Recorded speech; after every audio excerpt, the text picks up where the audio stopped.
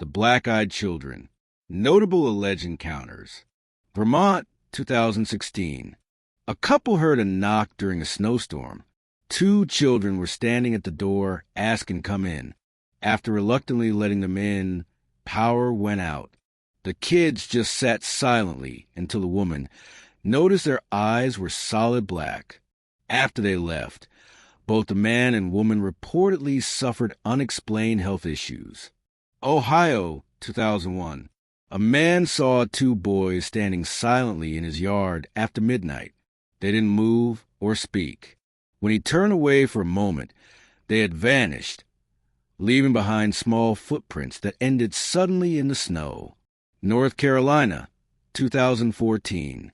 A mother reported a young girl with black eyes showing up at her doorstep, asking to use the bathroom. The mother felt sick just looking at her. She refused.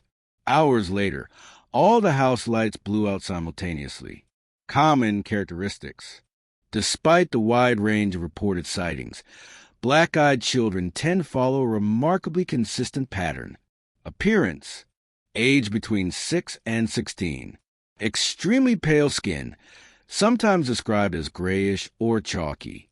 Often dressed in outdated or ill-fitting clothes. Hoodies, old-fashioned dresses, or uniforms. Eyes are completely black, no whites, irises, or pupils. Behavior.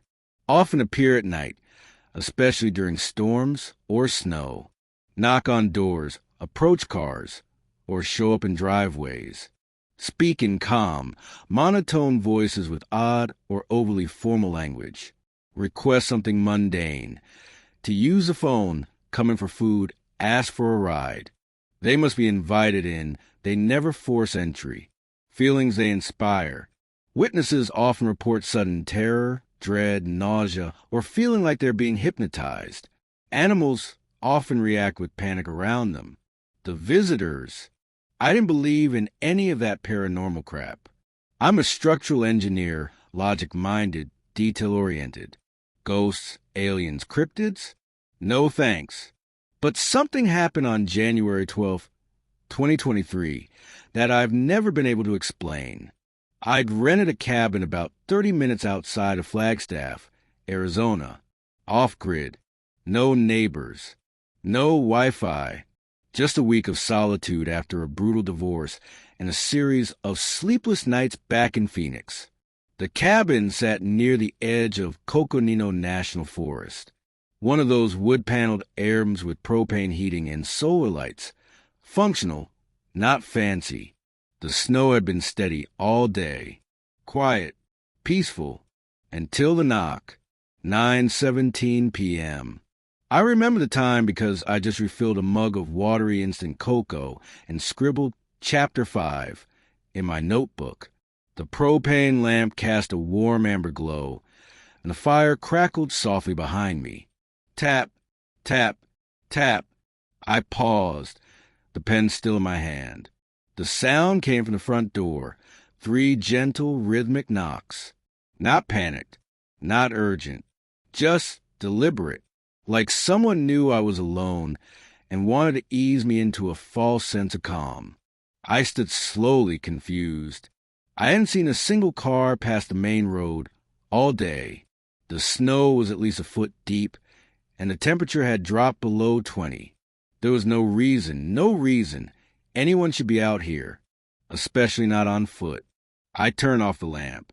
The fire gave off just enough glow for me to make out the living room. I stepped to the window beside the door and pulled the curtain back just a sliver. 2 figures stood on the porch. At first, I thought they were teenagers. Short, still, unmoving. A girl in a light dress that ended below her knees. A boy in a zip-up hoodie that looked 2 sizes too big. No hats, no scarves, just pale skin and wet shoes. Their faces were round, almost doll-like. Then the girl looked up, straight at the window where I was hiding. Her voice carried clearly through the thin wooden door. Not muffled, not distorted. "We're lost. May we come in and use your phone?" There was something off about the way she spoke.